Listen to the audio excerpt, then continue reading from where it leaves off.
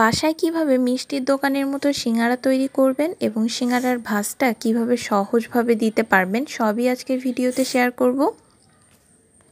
আজকে বাসায় তৈরি সিঙ্গারাটা আপনাদেরকে ভেঙে দেখাচ্ছি একদম দোকানের মতো হয়েছে কিনা। দেখতেই পাচ্ছেন কতটা সুন্দর হয়েছে ভেতরটা, বাইরে থেকে অনেক খাস্তা। ময়দার ভেতরে তেল, সামান্য লবণ দিয়ে ভালো করে মিক্স করে নিব এবং সামান্য পানি দিয়ে ভালো করে একটা ডো তৈরি করে নিব। এই ডোটা অনেক সুন্দর করে মসৃণ করা লাগবে এবং এটাকে আধা ঘন্টার জন্য রেস্টে রেখে দিতে হবে। তারপরে আমরা এর যে আসল মশলাটা সেটা তৈরি করার জন্য চলে আসলাম। এখানে আমি নিয়েছি জিরা, ধনিয়া এবং পাঁচফোড়ন। এইটাকে এখন আমি শুকনোভাবে টেলে নিব, সাথে 2টা শুকনো মরিচ নিয়েছি। এটাকে আমরা খুব ভালো করে টেলে নিব। এটাকে এখন টালা শেষে গুঁড়া করে নিব, একদম মিহিভাবে গুঁড়া করতে হবে। সাথে কিছু গরম মশলা নিয়ে একই সাথে গুঁড়া করে নিব। গরম মশলাটাকেও ভেজে নিতে হবে। আর এদিক থেকে কাঁচা বাদাম তেলের ভিতরে দিয়ে কিছুক্ষণ ভেজে নাড়াচাড়া করে উঠিয়ে নিব। বেশি ভাজতে হবে না, সামান্য একটু ভেজে নিলেই গাঢ় রঙটা একটু আলাদা হয়ে আসলে উঠিয়ে নিতে পারেন। এবার একটা প্যানে তেল দিয়ে নিচ্ছি, দিয়ে দিচ্ছি তেজপাতা আর সাথে দিয়ে দিচ্ছি পেঁয়াজ কুচি। ভালো করে একটু ব্রাউন কালার আসা পর্যন্ত ওয়েট করব। তারপরে আদা বাটা, রসুন বাটা, সাথে জিরা বাটা একসাথে দিয়ে দিব। দিয়ে দিচ্ছি লবণ, হলুদ এবং ভেজে রাখা সেই গুঁড়া মশলাটা সামান্য পরিমাণে দিয়ে নাড়াচাড়া করে নিব। এরপরে কিউব কিউব করে রাখা আলুগুলো দিয়ে ভালো করে কষিয়ে নিব।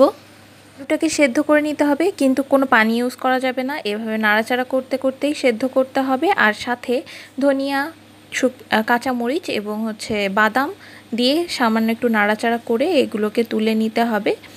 আর এগুলোকে তুলে নেওয়ার পরে এখানে যে আগে ভেজে রাখা মশলাটা সেটা সামান্য ছিটিয়ে দেব। এতে স্মেলটা একদম হোটেলের মতোই আসবে।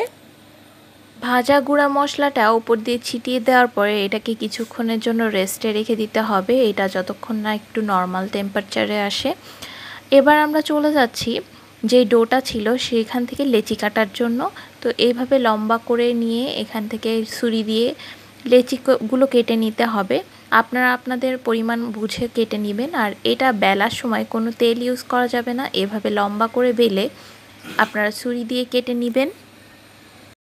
পছন্দ অনুযায়ী সাইজ করে নিতে পারেন, এইভাবেই নিতে হবে। আর এই যে দেখাচ্ছি এখন কিভাবে ভাঁজটা দিবেন। কাটা অংশটা উপরের দিকে দিয়ে একটা পানির খিলের মতো করে নেবেন। এটাকে অবশ্যই পানি দিয়ে আটকিয়ে দিতে হবে। আমি পুরো প্রসেসটাই দেখানোর চেষ্টা করছি যাতে আপনাদের বুঝতে কোনো সমস্যা না হয়। এটাকে পানির খিলের মতো করে এর ভেতরে পুরটা দিয়ে দিবেন। পুরটা দিয়ে অপোজিট যে রাউন্ড সাইডটা ছিল সেই রাউন্ড সাইডটাকে একটা চাপ দিয়ে একটা শেপ তৈরি করবেন। আর তারপরে পুরোটা ধরে লাগিয়ে দিবেন একেবারে সিঙ্গারার সাইজ মতো। এটা লাগানোর সময় অবশ্যই মাথায় রাখতে হবে এটা যেন কোনোভাবে খুলে না আসে, আর খুব সুন্দর করে আটকে দিতে হবে, কারণ ভাজার সময় এই ভাঁজটা খুলে অনেক সময় পুর বের হয়ে যেতে পারে। সেই জন্য অনেক ভালো করে এটা চেপে চেপে লাগিয়ে দিবেন। আপনাদের বোঝার সুবিধার্থে আমি আরও একটা করে দেখিয়ে দিচ্ছি। পানির খিলের মতো এভাবে করে নেবেন। আমি সামান্য পানি দিয়ে এটার গায়ে একটার উপরে আরেকটা সেট করে দিচ্ছি। পানিটা দেওয়ার কারণে এটা খুলে আসবে না। আর এটা চেপে চেপে বসিয়ে দিচ্ছি। সেম প্রসেসেই এটাও আমি পানির খিলের মতো করে এক সাইড রাউন্ড রেখে দিয়েছি আর এখানে পুরটা দিয়ে দিচ্ছি। পুরটা দিয়ে রাউন্ড সাইডটায় কিছুটা পানি দিয়ে দিচ্ছি এবং ভাঁজ করে সেম প্রসেসে আমি এটা আটকিয়ে দিচ্ছি। এটা আটকানোর সময় অবশ্যই মাথায় রাখতে হবে কোনোভাবে যেন খুলে না যায়। আর চেপে চেপে ভালো করে আটকাতে হবে। দেখতেই পাচ্ছেন কত সুন্দর সিঙ্গারার মতো শেপ চলে এসেছে। সবগুলো করে নিয়েছি, এবার ভাজার পালা। আমি সাথে সাথে ভেজে নিয়েছিলাম। আপনারা চাইলে এটাকে 7-8 মিনিটের জন্য ফ্রিজের নর্মাল টেম্পারেচারেও রেখে দিতে পারেন। এতে করে একদম সেট হয়ে যাবে, একদম খুলে আসবে না ভাজার সময়, পুরটা বেরিয়ে আসবে না।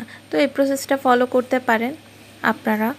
আর আমি অয়েল গরমে দিয়ে দিয়েছি। অয়েলটা একদম হাই হিটে গরম করতে হবে, দেন এটাকে লো হিটে দিয়ে সিঙ্গারাগুলোকে ভাজতে হবে।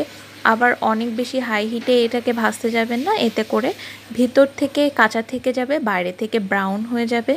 এই দিকে অবশ্যই খেয়াল রাখতে হবে। আর প্রথমেই কিন্তু আমি একটা সিঙ্গারা আপনাদের ভেঙে দেখিয়েছি একদম হোটেলের মতো হয়েছে কি না। রেসিপিটা ভালো লাগলে অবশ্যই চ্যানেলটা সাবস্ক্রাইব করতে ভুলবেন না আর ফলো করতে ভুলবেন না। আল্লাহ হাফেজ।